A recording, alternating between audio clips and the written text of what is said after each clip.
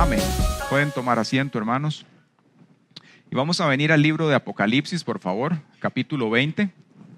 Estamos a 2 capítulos de terminar este libro tan maravilloso. ¿Sabe? El día de ayer tuvimos una reunión, el grupo de predicación de la iglesia, y comentábamos varias cosas que el Señor ha traído a nuestro corazón para este año. Y hablábamos de 3 verbos que tienen obviamente su base en la palabra, de cosas que el Señor quiere hacer con su iglesia, que están allí, y que llega el momento en el cual nosotros, a través de la fe y comprender la palabra, tenemos que optar por eso. Diga, yo voy a optar en fe por la verdad. Y esos son, hablábamos de liberar, hablábamos de capacitar también, y hablábamos de transformar las vidas de las personas.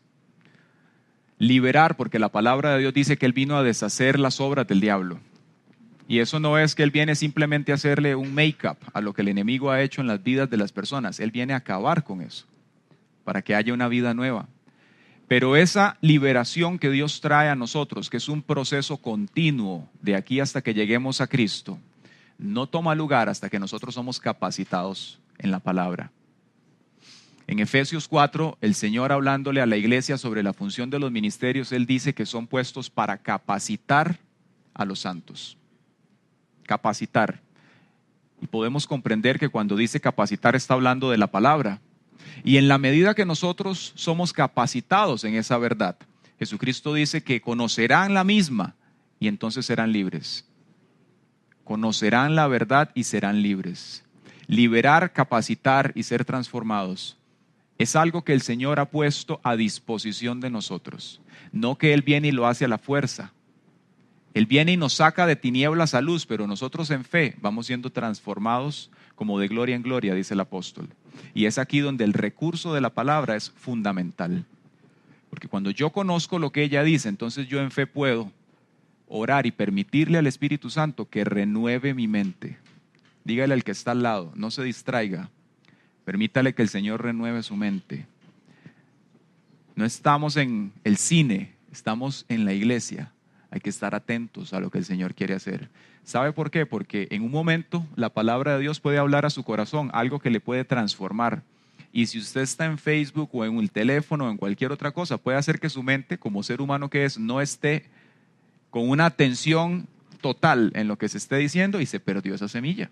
Por eso es muy importante que seamos educados al estar en la presencia del Señor, no solamente en el culto, cuando usted ora.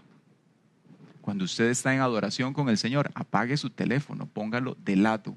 Una atención totalmente indivisible ante el Señor es lo que tenemos que tener, para que nuestro espíritu esté atento a lo que el Señor quiere y entonces podamos reclamar en fe lo que Él nos ha dado. Amén. Entonces, vamos a leer Apocalipsis capítulo 20. Voy a pedirle a Aarón que nos lea, por favor. Creo que tenemos un micrófono. Vamos a leer todo el capítulo, Apocalipsis capítulo 20, para entonces, revisando lo que la palabra de Dios nos enseña, continuar con lo que vamos a estar desarrollando. Por favor, en el nombre de Jesús. Apocalipsis capítulo 20. Aarón está afectado a la garganta, ok. Entonces va a leer David. Dale, David, por favor.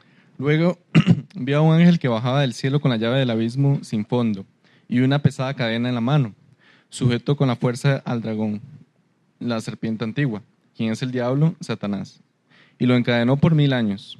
El ángel lo lanzó al abismo sin fondo y lo encerró con llave para que Satanás no pudiera engañar más a las naciones hasta que se cumplieran los 1000 años. Pasado ese tiempo, debe ser soltado por un poco tiempo. Después vi tronos y los que estaban sentados en ellos habían recibido autoridad para juzgar. Vi las almas de aquellos que habían sido decapitados por dar testimonio acerca de Jesús y proclamar la palabra de Dios. Ellos no habían adorado a la bestia ni a su estatua, ni habían aceptado su marca en la frente o en las manos. Volvieron a la vida y reinaron con Cristo durante 1000 años. Esta es la primera resurrección. El resto de los muertos no volvieron a la vida hasta que se cumplieron los 1000 años.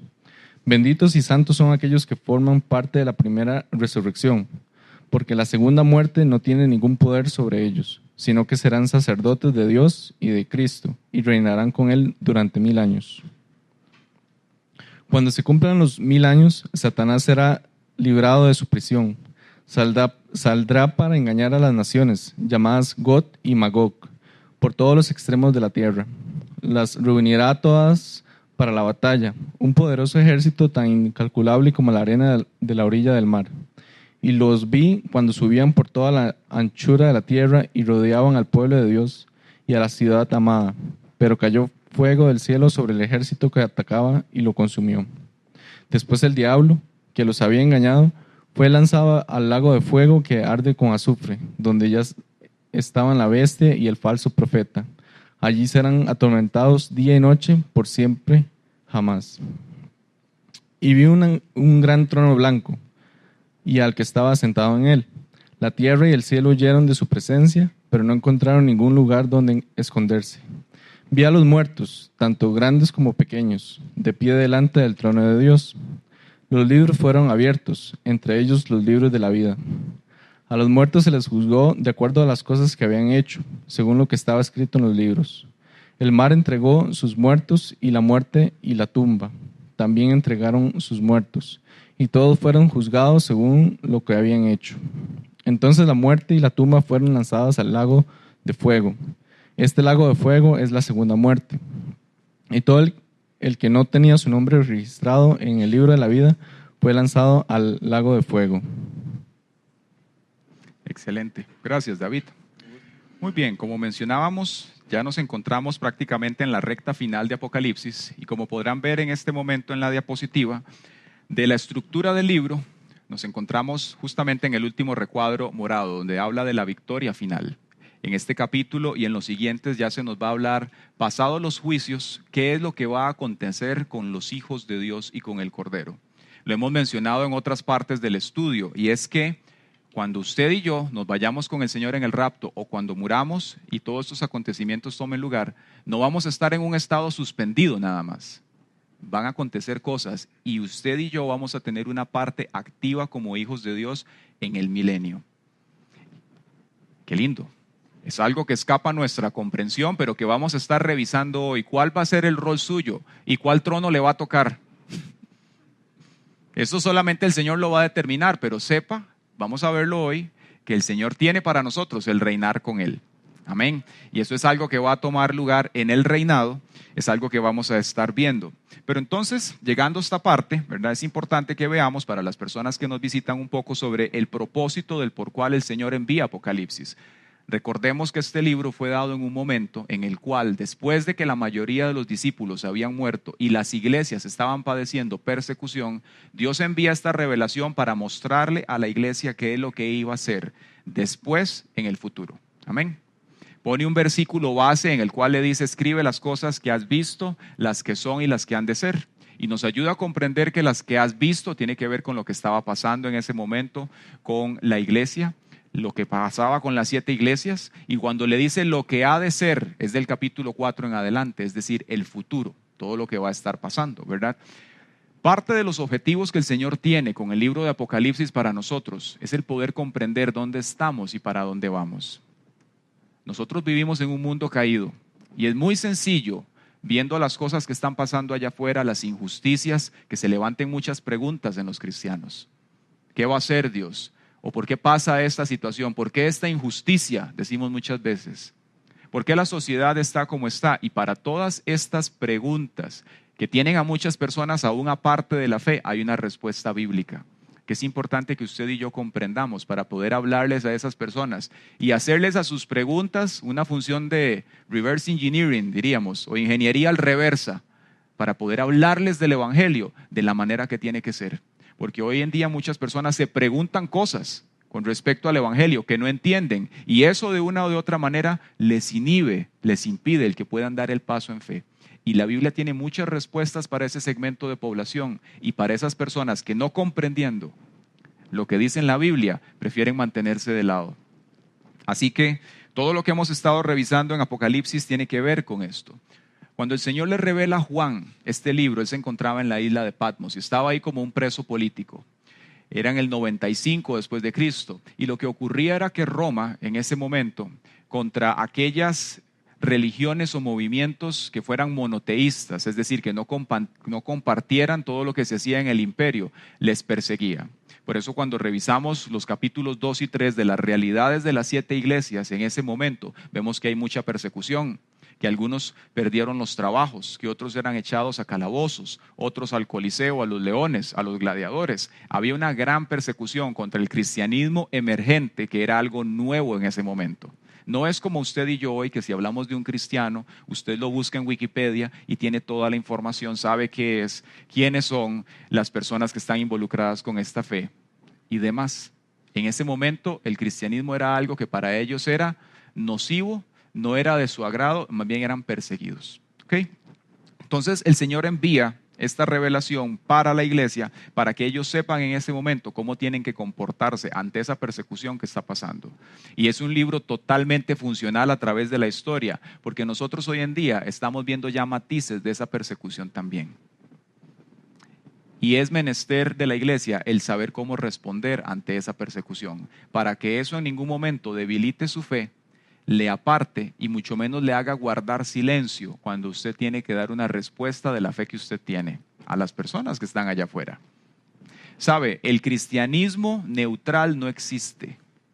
O usted es de la luz o es de las tinieblas, y usted tiene que tener una voz y una opinión ante las cosas. Se vale no saber. Lo que no se permite es que usted se quede en silencio y sin informarse. Tenemos que aprender qué es lo que Dios dice de todo asunto, tema y cuestión para poder responder de lo que nosotros creemos. Y eso en sí es una herramienta para poder evangelizar también. Amén. Entonces, este capítulo que estamos viendo, el capítulo 20, tiene tres grandes bloques. En el primero se nos va a hablar sobre lo que llamamos la remoción de Satanás, es decir, cuando el enemigo sea totalmente quitado de la tierra y va a ser enviado al lago de fuego y azufre. Recordemos que en algún momento estudiando sobre esto, veíamos y atacábamos aquella mala enseñanza de que Satanás está en Satanás está en el infierno. Y la gente se lo imagina como Eugenio Derbez, ¿verdad? Con las palancas, ¿verdad? Apretando el botón y enviándole proyectiles a la gente. Allá en un hueco en el infierno. Satanás no ha estado ni un solo día en el infierno. Eso es una mala doctrina. Él va a ser enviado a ese lugar. Pero en este momento él anda operativo, dándole vueltas a la tierra, dice la palabra, y con una red de ángeles caídos que trabajan para él. Pero el Señor le va a poner un fin a eso y va a comenzar una era que se le llama el milenio, que es justamente la siguiente sección, se llama el reinado de Cristo. Y la tercera parte que vamos a estar viendo es el juicio del trono blanco. ¿A qué se refiere la palabra con ese juicio? Y comprender por qué nosotros no tenemos que decirle a Dios, yo quiero estar delante de tu trono blanco, Dios. Hay mucha gente que ora así, dice, Dios, yo quiero estar un día delante de ese gran trono blanco. No, eso usted no tiene que orarlo. Y ya vamos a ver por qué no hay que orar de esa manera. Amén.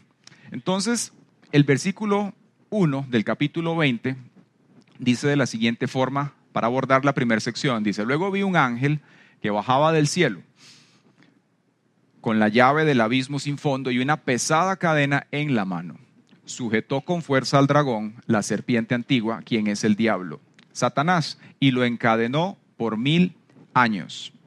El ángel lo lanzó al abismo sin fondo y lo encerró con llave para que Satanás no pudiera engañar más a las naciones, hasta que se cumplieran los 1000 años. Pasado ese tiempo, debe ser soltado por un poco de tiempo. Entonces aquí abordamos algo muy importante que es necesario comprenderlo a la luz de cómo la iglesia lo ha visto a través de las edades, y es la postura con respecto al milenio, es decir, qué es lo que la iglesia ha pensado a través de los siglos respecto a este tema. Hay tres grandes posturas con respecto al milenio. Una se le llama la postura amilenial, otra se le llama la postmilenial y la tercera se le llama la postura premilenio. Entonces tenemos amilenio, posmilenio y premilenio. La manera en la cual la iglesia ha percibido esto ha evolucionado y vamos a ver cómo ha evolucionado. La primera postura es la amilenial y esta en realidad no es algo que la mayoría de la iglesia lo haya abrazado. Cuando vamos a interpretarlo, significa sin. Entonces cuando decimos amilenial quiere decir sin milenio. Hubo un momento en el cual un grupo de pensamiento liberal en la iglesia creía que no iba a haber milenio.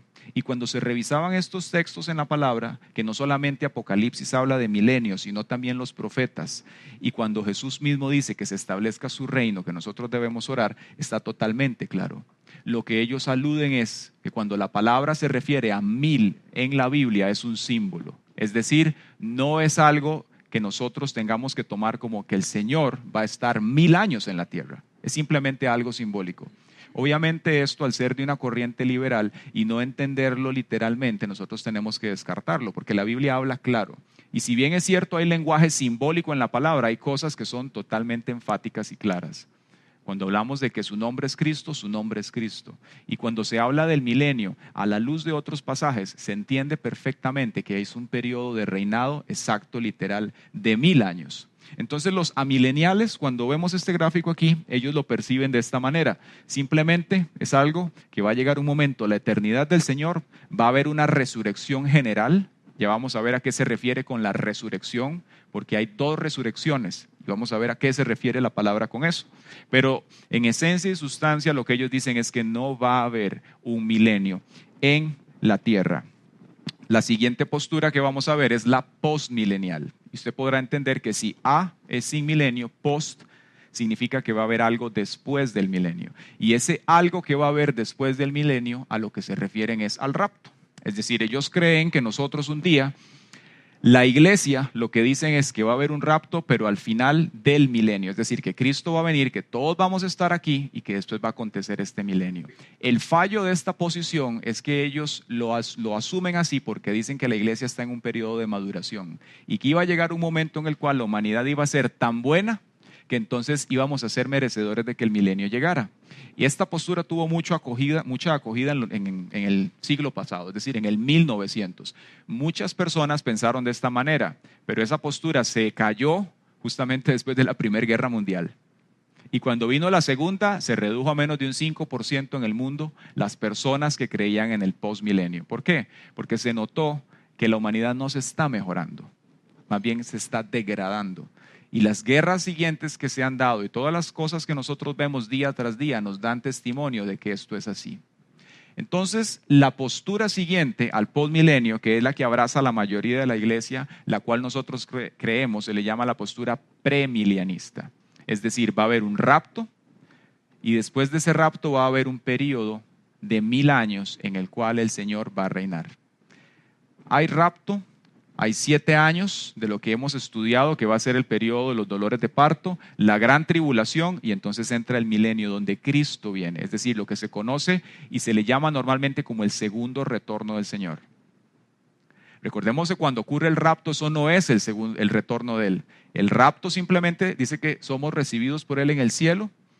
Comienzan los 7 años, que es la semana 70 que describe Daniel, y después de esto viene el periodo del milenio, que es lo que vamos a estar viendo hoy, donde Cristo literalmente viene a reinar en la tierra y donde usted y yo vamos a tener una parte oficial aquí sirviéndole a Él. ¿Quién dice amén? Entonces, cuando hablamos de esto, es importante que nosotros lo comprendamos porque hay muchas personas allá afuera que de pronto podrían preguntarle a usted, Diego, ¿qué postura es usted? ¿Premilenianista, postmilenialista o amilenial? Y él va a decir, yo soy millennial, ¿verdad? Pero no vamos a saber tal vez, bueno, Diego sí, porque es bien informado, en qué creemos nosotros. Y es más, lo que yo creo condiciona mi comportamiento. Entonces es muy importante saber en qué creo. El premilenio es la postura que nosotros hablamos y la cual creemos de la palabra del Señor. Después de esto se nos habla que el gran dragón dice que va a ser apresado y dice que el Señor va a enviar un ángel. No es que va a enviar 2/3 partes para que vayan a capturarlo. Dice que envía un ángel nada más para que sea apresado.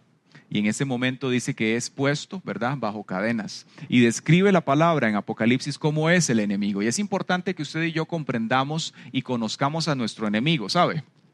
Porque cuando usted conoce que está peleando contra un enemigo vencido, que es mentiroso y que es astuto, entonces usted también va a saber que tiene que utilizar la palabra de Dios, que tiene que ser persistente y va a tener que ponerle el pie en la cabeza cuando tenga que hacerlo. Amén.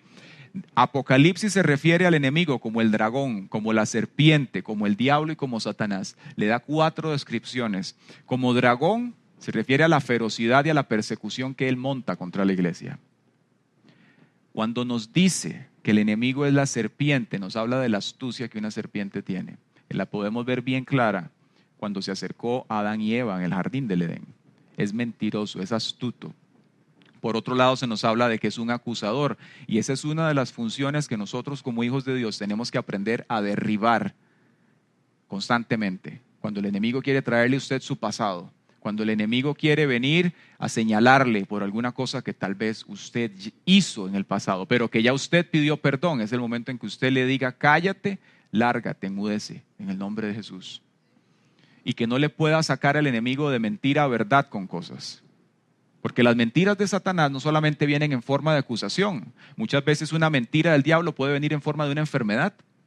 Puede venir en forma de un deseo engañoso. Puede venir en forma de un rechazo a una persona o a una cosa que Dios quiere que usted haga. Las mentiras del enemigo son así. La Biblia las describe como dardos encendidos de fuego. Un dardo no hace ningún sonido. No es una AK-47 que usted lo escucha ejecutando y la percusión. Es un dardo, sale, va silencioso, pero cuando llega a un lugar va encendido con llamas y hace un gran estrago. Así son las mentiras del diablo. Por eso nosotros, la prescripción bíblica es usar el escudo de la fe. Y cada vez que vengan esas mentiras, usted dice: escrito está, Satanás. Y usted usa la palabra como ese escudo para apagar esas mentiras cada vez que vienen. ¿Quién dice amén? La iglesia tiene que estar entrenada, capacitada y saber pelear la buena batalla de la fe. ¿Cómo estás peleando tus batallas? ¿Las estás peleando llorando?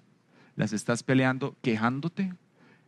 ¿Las tienes en stand-by o estás peleando a través de la fe las cosas? ¿Amén? Para yo pelear la buena batalla, yo necesito saber qué dice la Biblia para entonces tener fe sobre lo que ella dice. Y no simplemente decirle al diablo fuera, sino decirle: escrito está, lárgate de aquí en el nombre de Jesús. En cualquiera sea el tema que esté en ese momento corriendo, tenemos que saber qué es lo que la Biblia dice de nuestra vida, de nuestro futuro, de nuestra salud, de las finanzas, de nuestra familia, de todo lo que el Señor nos ha entregado. Amén. La caída del enemigo, justamente, dice Apocalipsis que él es el que engaña al mundo entero. Qué impresionante. Y esa caída tomó lugar, lo podemos ver en Isaías 14, cuando él describe que estaba el lucero y que fue derribado. Y cuando sea derribado, dice la palabra que la gente y los poderosos de la tierra se van a asombrar y van a decir: este era el que engañaba, el que amedrentaba. Esto era, este pinche bicho era el que atormentaba a las naciones, el engañador. Va a llegar ese momento en el cual lo vamos a ver así, y ya en fe lo vemos derrotado, pero usted lo va a ver, así como lo hizo Josué, que dice en un momento que sacó reyes de ejércitos extranjeros, y cuando venció sobre cada uno de ellos, dice que los puso en el suelo, los acostó y llamó a todo el pueblo. ¿Y sabe qué hizo? Los hizo pasar y que cada uno le pusiera la cabeza en el cuello. Usted sabe lo que es 600,000 viejos poniéndole uno el pie en la cabeza. Eso es un cuadro profético de lo que el Señor hace a través de la iglesia, de lo que hizo con Cristo, usted y yo poniéndole el pie en la cabeza a Satanás. Amén. Pisoteándolo, avergonzándole, pequeños y grandes, por lo que Él hizo para usted y para mí. Amén. Y nótese lo interesante, la iglesia tiene que conocer ese poder que Dios le ha dado, esa autoridad, porque en el Evangelio de Lucas 10:19 el Señor le dijo esto a los discípulos: miren, les he dado autoridad. ¿Qué ha dado el Señor? Les he dado autoridad sobre todos los poderes del enemigo. Pueden caminar entre serpientes y escorpiones y aplastarlos, nada les hará daño. Él no nos ha dado poder contra Satanás, nos ha dado autoridad sobre él.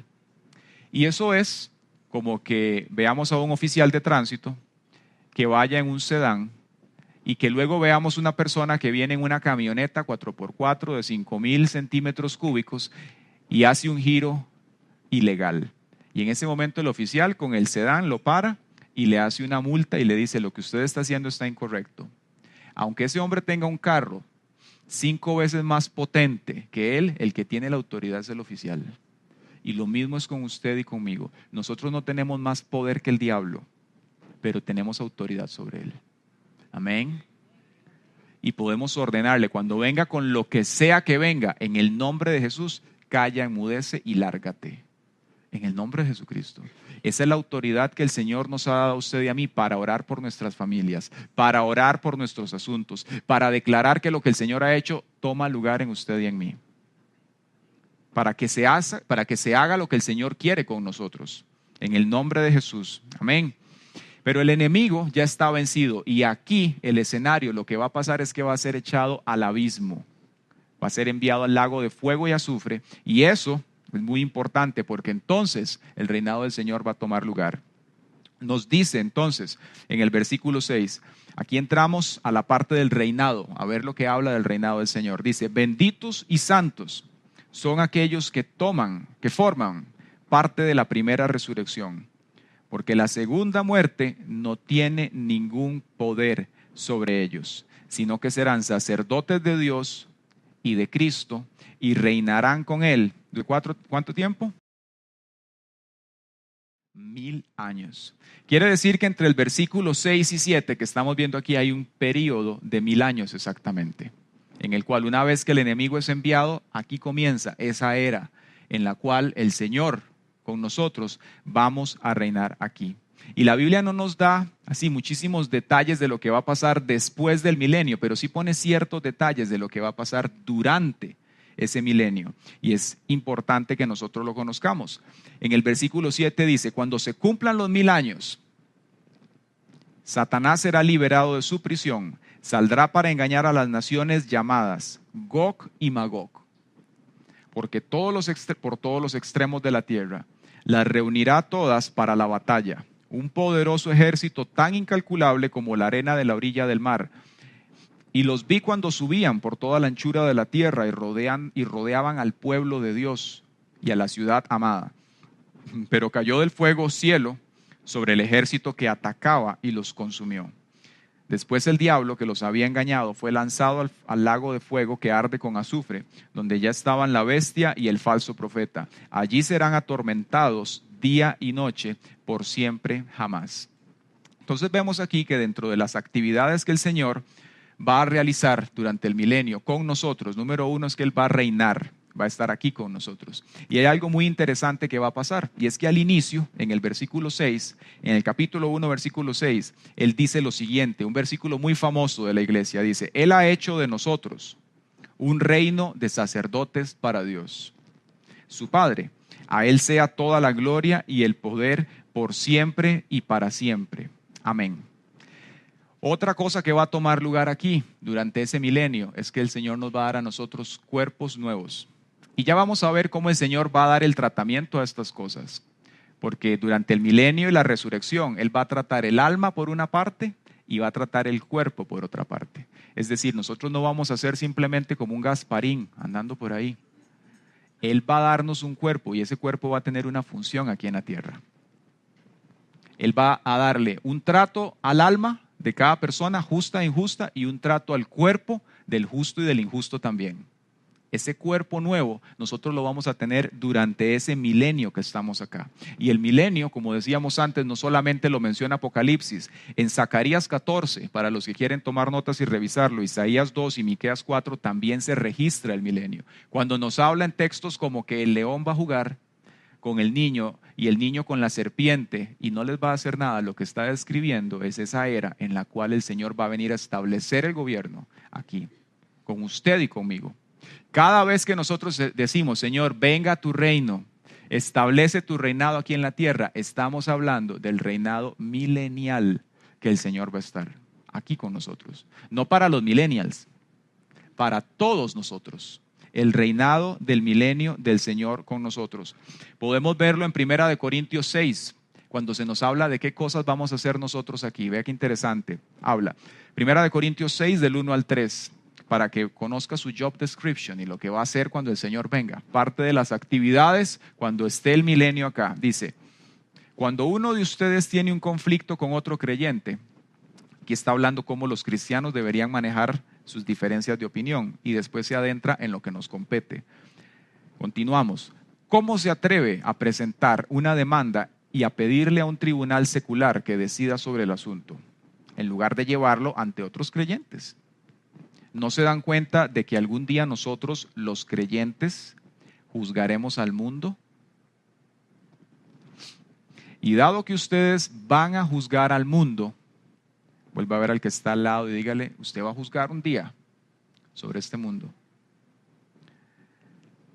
Dado que los creyentes van a juzgar al mundo, ¿no son capaces de resolver esas pequeñas cuestiones entre ustedes? ¿No se dan cuenta de que juzgaremos a los ángeles? Así que deberían ser capaces de resolver los conflictos comunes y corrientes que ocurren en esta vida. Eso está en 1 Corintios 6 del 1 al 3. Nótese la visibilidad de lo que se nos está diciendo aquí. Es algo de muchísimo alcance. Dice que los creyentes vamos a estar en el reinado milenial del Señor y dice que vamos a juzgar ángeles y que vamos a juzgar también sobre el mundo. Qué increíble. Y cuando pensamos en ángeles, alguien podría preguntarse, bueno, ¿cuáles ángeles? El Señor sabrá. La postura más aceptada es que van a ser demonios y que van a ser también aquellos ángeles que dice la Biblia que no guardaron su dignidad, que son aquellos que están registrados en Génesis, que dice que se unieron a las mujeres en la tierra y que producto de eso fueron los gigantes que se han encontrado restos hoy en día también. La unión de esos ángeles caídos con humanos aquí en la tierra fue lo que produjo esos gigantes.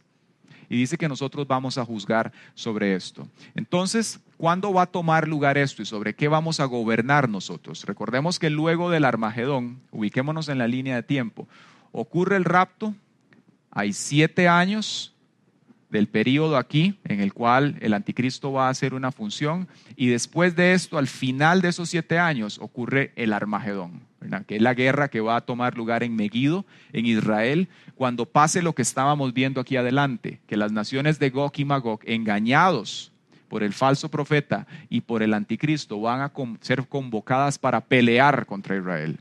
Y cuando eso ocurra, como decíamos hace 15 días, aunque Israel tenga el mejor ejército del planeta, nadie puede librarse de una guerra de esa categoría. El que va a pelear esa batalla es el Señor directamente. Y no va a ser como Transformers, la revuelta de los rebeldes, que casi pierden más bien los Autobots. Va a ser con el soplido de la boca del Señor, en un abrir y cerrar de ojos, que todo eso va a quedar allí y que dice que el Señor va a convocar a los buitres para que vengan contra esas naciones. Pero ahí no va a estar en Armagedón toda la humanidad. ¿Quién va a estar allí? Los poderosos y los que van a ser engañados por esos espíritus, con forma de rana que habla Apocalipsis. Hay todo un montón de personas y de humanidad que va a quedar allá. Pero cuando Armagedón tome lugar y el Señor sople, detrás de él, ¿sabe usted quién viene? Usted y yo. Venimos nosotros con él, dice la Escritura. Y cuando vengamos, venimos a gobernar. Y cuando eso ocurra, nos dice la palabra que usted y yo vamos a venir con cuerpos nuevos a esta tierra.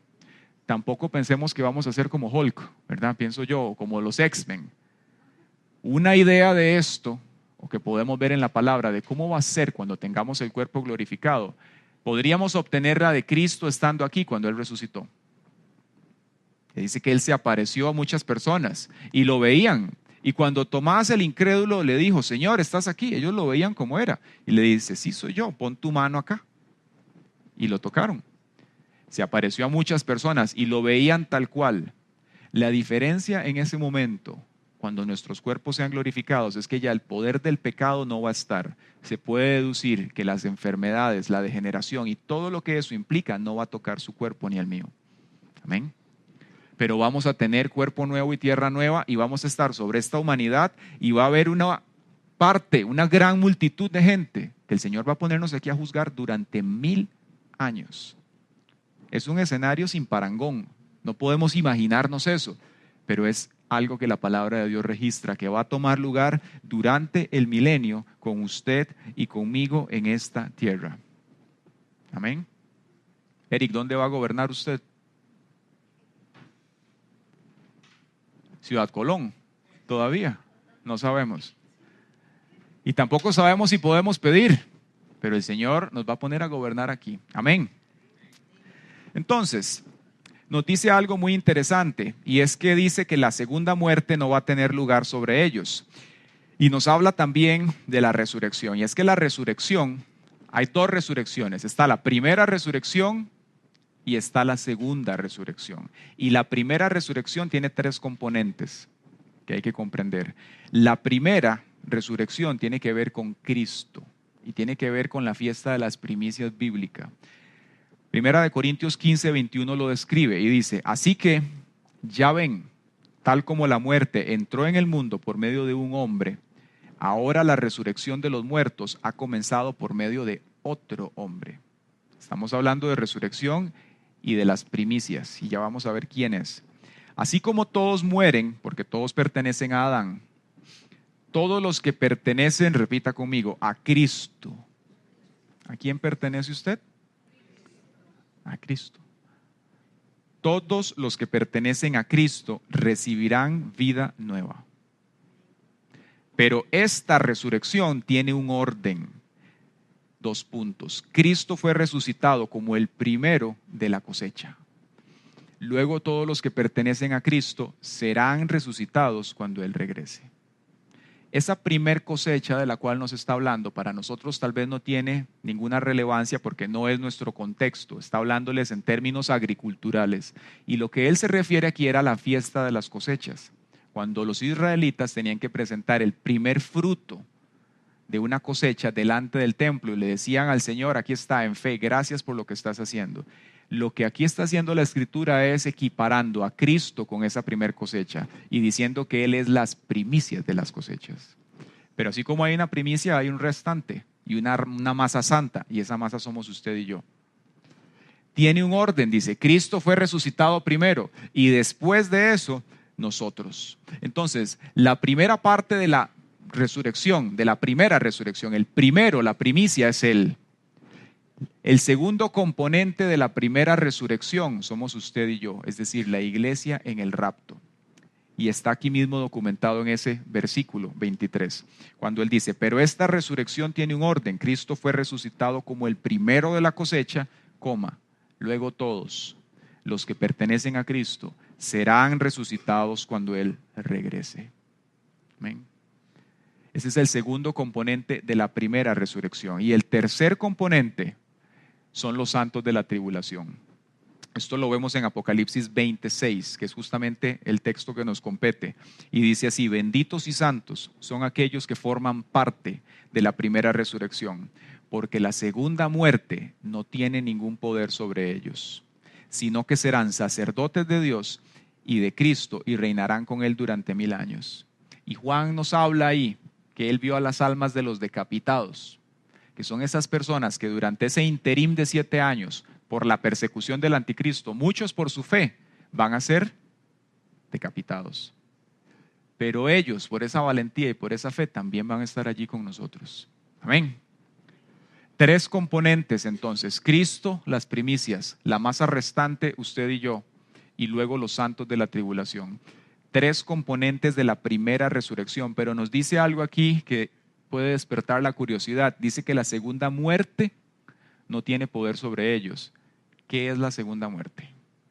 Es justamente lo que introduce en los versículos siguientes: el juicio justo. Y le llamamos el juicio justo porque Dios es justo. Amén. Cuando el Señor en su trono blanco dice que Él va a juzgar a la humanidad.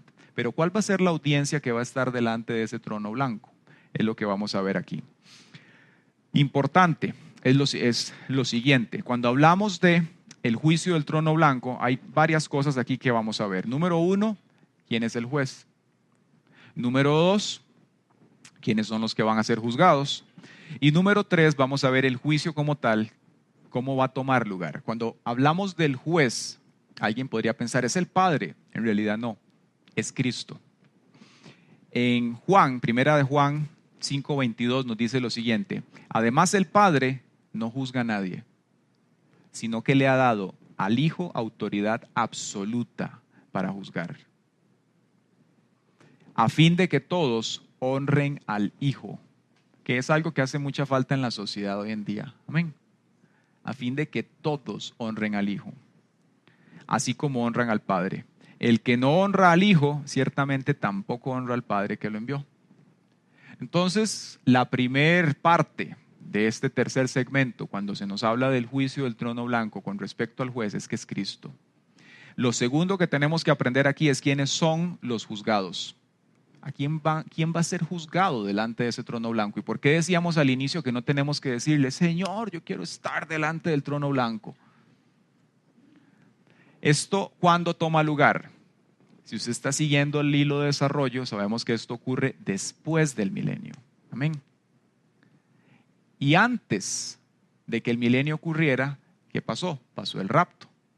Amén. Ocurrió el rapto, la iglesia subió, luego ocurre el Armagedón, luego viene el milenio y el Señor está con su iglesia allá arriba. ¿Quiénes son los que quedan? Los injustos.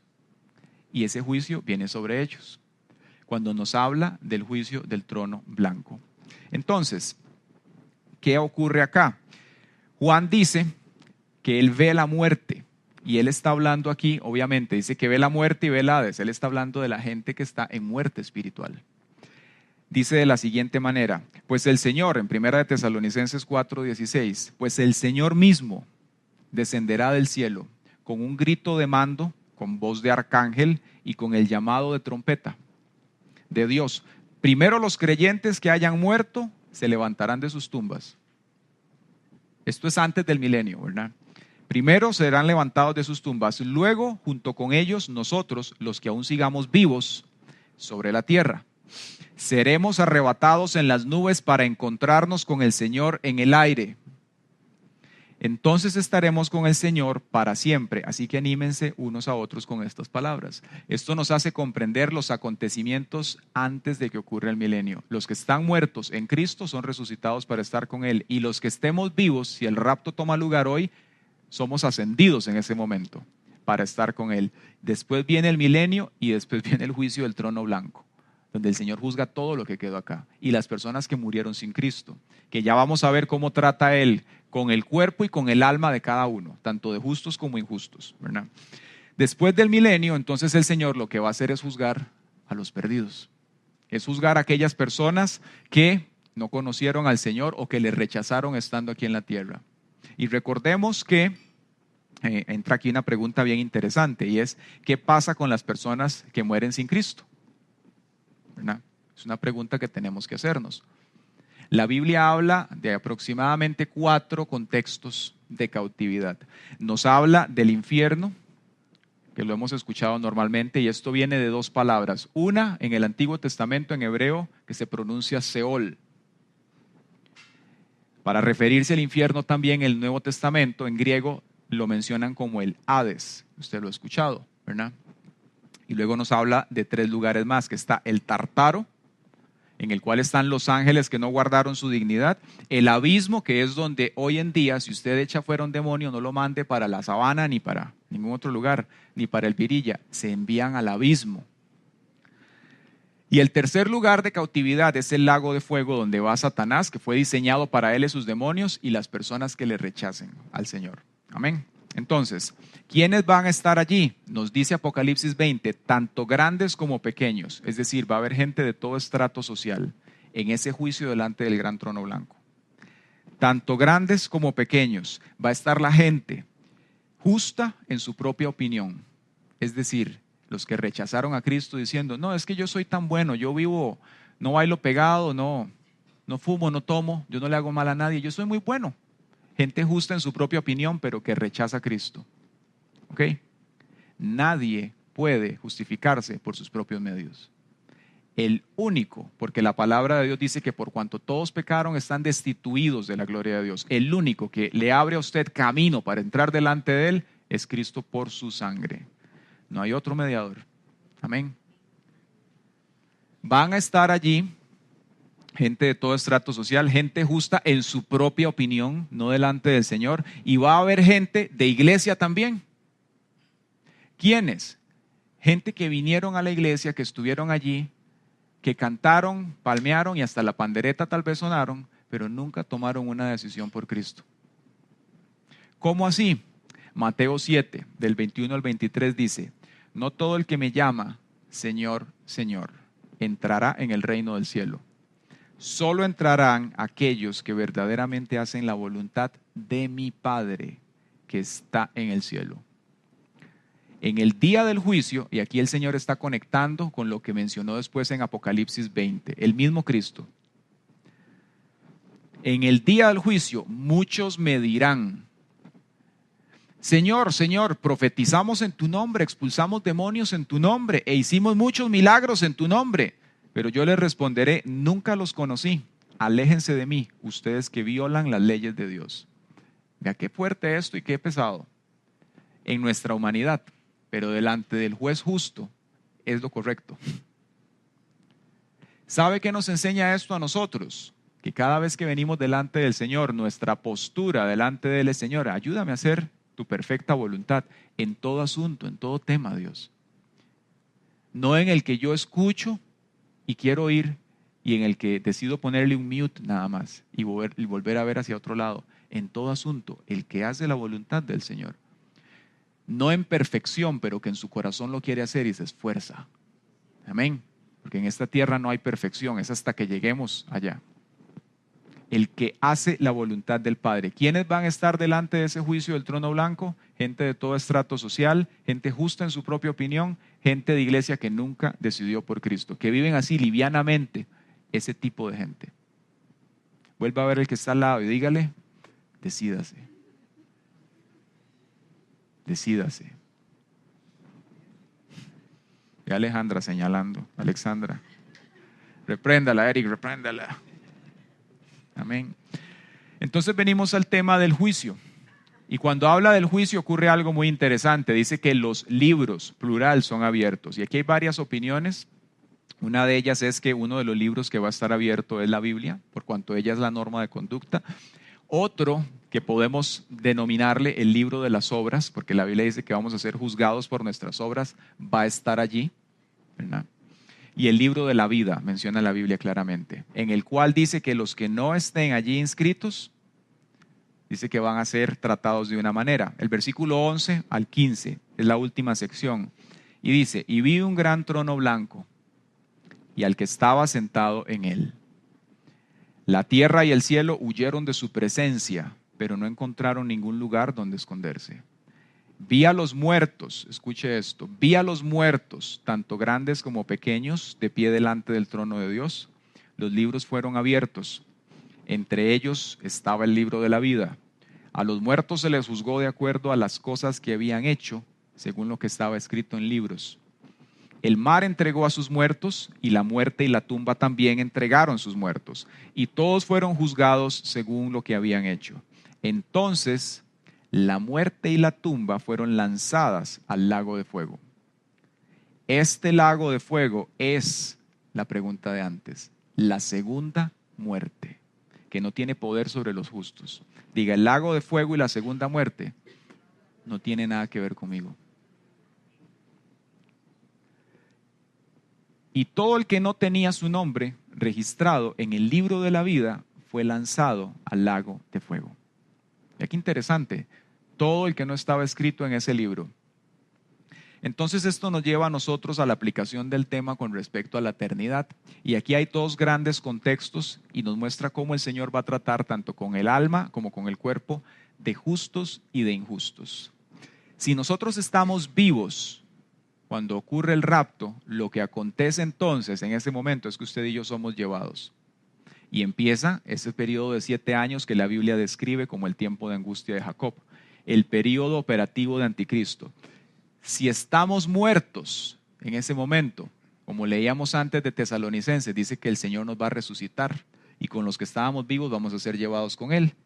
Viene el milenio y viene el juicio del trono blanco. Pero entonces la pregunta aquí pasa y entra lo siguiente: ¿qué pasa después de la muerte si no ha habido rapto? Que es algo que muchas veces ha surcado nuestra cabeza. ¿Qué pasa después de la muerte? Hoy en día, ahorita que no hay rapto, todavía que no ha acontecido, ¿qué pasa? Dice la palabra de Dios lo siguiente: que nosotros morimos una vez y después somos juzgados. Hebreos 9:27 dice: todos los seres humanos morirán una sola vez, y después vendrá el juicio. Es decir, no hay un chance en el cual usted se muera y por allá tal vez venga un amigo y diga, voy a hacerle la vuelta a Diego, porque era tan bueno y me caía tan bien, que yo voy a hacer la justicia por él. Eso no existe. Dice que mueren una vez y después el juicio. Y ese juicio se refiere a ese periodo en el cual el Señor va a juzgarnos. Amén. Después de esto, cuando la muerte ocurre, entonces se plantea lo siguiente. Obviamente hay una separación del alma y del cuerpo. El cuerpo en este caso, pues obviamente se degenera, y el alma, el Señor la trata de la siguiente manera. Y aquí mencionamos Lucas 16 del 19 al 25 para ver qué es lo que pasa con el alma en este lapso. Aquí está Jesús hablando y dando la parábola de Lázaro y del hombre rico. Y dice el Señor, Jesús dijo, había un hombre rico que se vestía con gran esplendor, en púrpura y lino de la más alta calidad, y vivía rodeado de lujos. Tirado a la puerta de su casa había un hombre pobre llamado Lázaro, quien estaba cubierto de llagas. Mientras Lázaro estaba tendido deseando comer las sobras de la mesa del hombre rico, los perros venían y le lamían las llagas abiertas. Con el tiempo, el hombre pobre murió y los ángeles lo llevaron a estar con Abraham. El hombre rico también murió y fue enterrado. Y su alma fue al lugar de los muertos. Allí, en medio del tormento, vio a Abraham, a lo lejos con Lázaro junto a él. El hombre rico gritó, Padre Abraham, ten piedad. Envíame a Lázaro para que moje la punta de su dedo en agua y refresque mi lengua. Estoy en angustia en estas llamas. Abraham le dijo, hijo, recuerda que tuviste todo lo que quisiste durante tu vida y Lázaro no tuvo nada. Ahora él está aquí recibiendo consuelo y tú estás en angustia. Además, hay un gran abismo que nos separa. Ninguno de nosotros puede cruzar hasta allí y ninguno de ustedes puede cruzar hasta aquí. Entonces esto nos enseña el tratamiento que hace el Señor respecto al alma. Con los justos ellos pasan a entrar en la presencia del Señor, lo que la Biblia denomina o le llamamos el seno de Abraham. Dice que es un lugar de consuelo. Lo vemos también cuando el Señor dice que Él está en el Gólgota y están aquellos dos hombres que reflejan la humanidad, los que le rechazan y los que le reciben. Y el que cree en Él, Él le dice, hoy vas a estar conmigo en el paraíso. ¿Con quién? Con el Señor. ¿Qué pasa entonces con las personas que mueren en Cristo? Él dice aquí, estoy en angustia en llamas, es un lugar de tormento, el cual la Biblia denomina como el Hades. Y esas personas están allí atormentadas, es una separación del Señor. Estamos hablando del tratamiento que se le da al alma del justo y del injusto. Pero ¿qué pasa con el cuerpo? Porque el Señor va a hacer algo también con el cuerpo. ¿Cómo va a tratar el Señor con aquel que le recibe en su justicia y con el que le rechaza? Respecto al cuerpo, todos al morir vamos a pasar, todos, por una de dos resurrecciones. Dice 1 Corintios 15 del 50 al 58. Lo que les digo, amados hermanos, es que nuestros cuerpos físicos, escuche esto, no pueden heredar el reino de Dios. Estos cuerpos que mueren no pueden heredar lo que durará para siempre, este cuerpo. Estamos hablando del tratamiento del cuerpo, tanto con justos como injustos. Y aquí Pablo desarrolla la idea y dice en el 51, pero permítanme revelarles un secreto maravilloso. No todos moriremos, pero todos seremos transformados. Sucederá en un instante, en un abrir y cerrar de ojos, cuando se toque la trompeta final. Pues cuando suene la trompeta, los que hayan muerto resucitarán para vivir por siempre. Y nosotros, los que estemos vivos, también seremos transformados. Es decir, en el momento que el Señor venga por la iglesia y Él distribuya las asignaciones aquí en la tierra, este cuerpo que usted y yo tenemos no nos sirve para lo que vamos a hacer. ¿Qué hace el Señor? En un abrir y cerrar de ojos, le da a usted un cuerpo regenerado para poder llevar a cabo las actividades de una naturaleza sobrenatural que va a tomar lugar. ¿Ok? Y dice, seremos, en el 53, pues nuestros cuerpos mortales tienen que ser transformados en cuerpos que nunca morirán. Nuestros cuerpos mortales deben ser transformados en cuerpos inmortales. 54. Entonces, cuando nuestros cuerpos mortales hayan sido transformados en cuerpos que nunca morirán, se cumplirá la siguiente escritura: la muerte es devorada en victoria. Oh muerte, ¿dónde está tu aguijón? El postrer enemigo del ser humano. Y dice en 1 de Tesalonicenses 4:17 más sobre esto, de la siguiente forma: pues, ya que creemos que Jesús murió y resucitó, también creemos que cuando Jesús vuelva, Dios traerá junto con Él a los creyentes que hayan muerto. Aquellos familiares que murieron en Cristo que usted y yo queremos ver, los vamos a ver en el nombre de Jesús. Les decimos lo siguiente de parte del Señor: nosotros, los que todavía estemos vivos cuando el Señor regrese, no nos encontraremos con Él antes de los que ya hayan muerto, pues el Señor mismo descenderá del cielo con un grito de mando, con voz de arcángel y con el llamado de trompeta de Dios. Primero los creyentes que hayan muerto se levantarán de sus tumbas. Qué interesante. Entonces, ¿qué pasa con el cuerpo de los injustos? Esto es lo que la Biblia denomina como la segunda resurrección. Y dice: no se sorprendan tanto, ciertamente ya se acerca el tiempo en que todos los que están en las tumbas oirán la voz del Hijo de Dios y resucitarán. Los que hicieron el bien resucitarán para gozar de la vida eterna, y los que continuaron en su maldad resucitarán para sufrir el juicio. Entonces podemos ver hasta acá cómo el Señor va a tratar con el alma de las personas, cómo va a tratar Él con el cuerpo, tanto de justos como injustos, y qué es lo que se avecina de cara a la eternidad, y cuáles son las funciones que nosotros vamos a hacer. Y es muy interesante porque delante de ese trono blanco va a estar la gente que le rechazó a Él, como hemos visto. Es el momento en el cual Él va a juzgar para enviarlos a los que no están escritos en el en el libro de la vida, al lago de fuego y azufre. Y Jesús en ese momento se va a presentar como el juez para esas personas. Qué increíble y qué duro podría pensar alguien, pero sabe que en medio de esto también hay una gran mentira, porque muchas veces el enemigo lo que hace alrededor de estos textos es engañar a las personas para decirle: qué Dios más duro, ¿verdad? Qué Dios más injusto, y pretendernos a nosotros pensar que somos más misericordiosos que Dios. Qué mentira más grande. ¿Sabe quién se comió esa gran mentira? Saúl. En un momento en el cual el Señor le dijo: vaya y extermine todo ese pueblo. Y Saúl comenzó a negociar lo que el Señor dijo. Y decidió: no, yo no le voy a quitar la vida al rey, voy a dejarlo vivo, voy a hacerme el amigote del rey.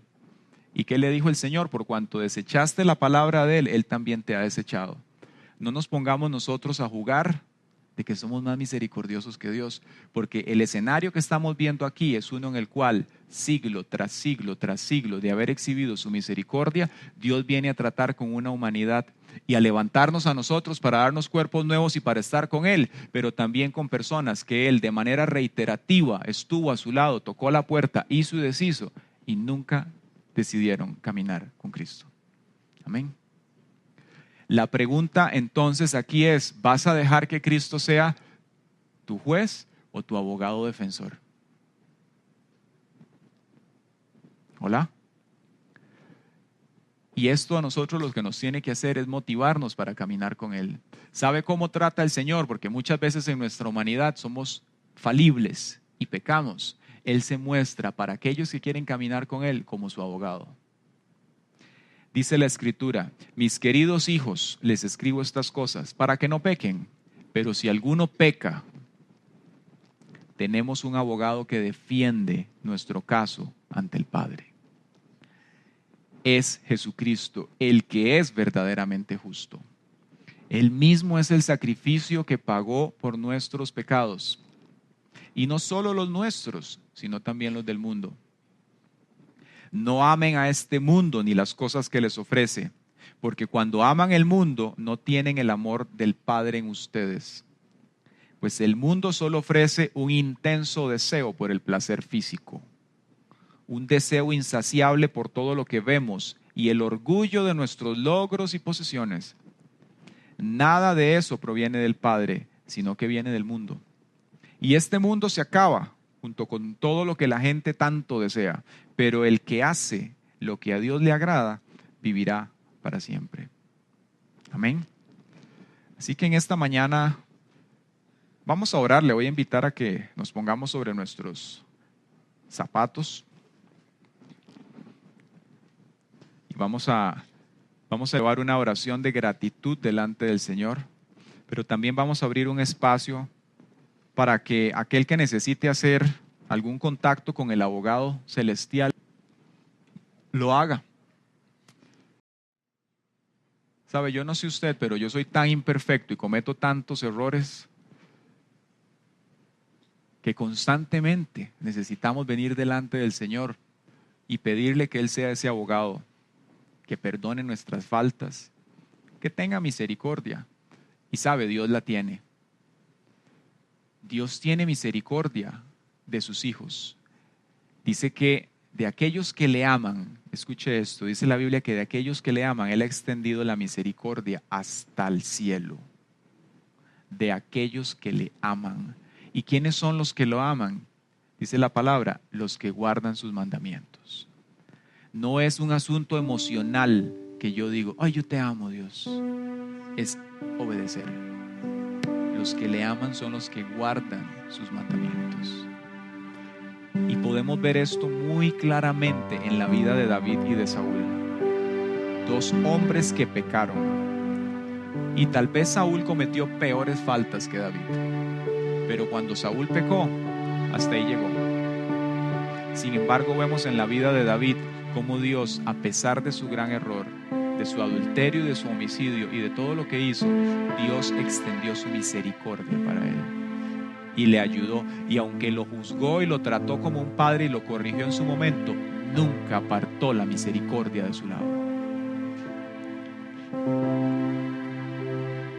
Yo le voy a invitar a que usted levante sus manos en esta mañana y que si en algún momento usted ha sentido culpa por su pasado, o si usted piensa que no puede lograrlo con el pecado, en esta hora usted le entregue eso al Señor, porque son mentiras. La palabra de Dios dice que el Hijo de Dios vence al mundo y que el que está en nosotros es mayor que el que está allá afuera. Y el Señor quiere que sepas que tú puedes vencer sobre el pecado si haces mancuerna con Él, si te apoyas en Él, si tú le dices, Señor, en mis fuerzas no puedo, pero en las tuyas sí. Si tú le dices, Señor, soy débil, entonces Él se va a involucrar contigo y te va a responder lo que dice la palabra, diga el débil, fuerte soy. Si tú dices, Señor, mis pecados me quieren consumir, mi debilidad me quiere llevar atrás, es el momento para que en este día los lleves, no en tus propias fuerzas, sino en el poder del Espíritu. Y le digas, Señor, yo sé, yo confío y decido a partir de hoy pelear la buena batalla de la fe. Pelear, Señor, esta batalla. Pelear contra el mundo y vencer. Pelear contra el enemigo y vencer. Pelear consigo mismo y vencer, Dios. Conmigo mismo y conmigo misma. Yo decido pelear, Señor, y vencer sobre mis debilidades en el poderoso nombre tuyo, Dios.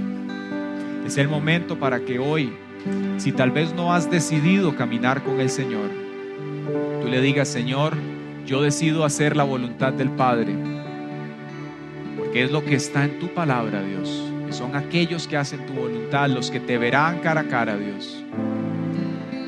Y podremos estar contigo en el cielo y aquí en la tierra con estos cuerpos, Señor, esos cuerpos glorificados, en una eternidad de alabanza, viendo tu majestad, Señor, glorificando tu nombre, Dios, exaltándote, Señor. Gracias, Espíritu Santo. Si usted necesita oración, quiere que oren por usted, yo le voy a invitar a que pase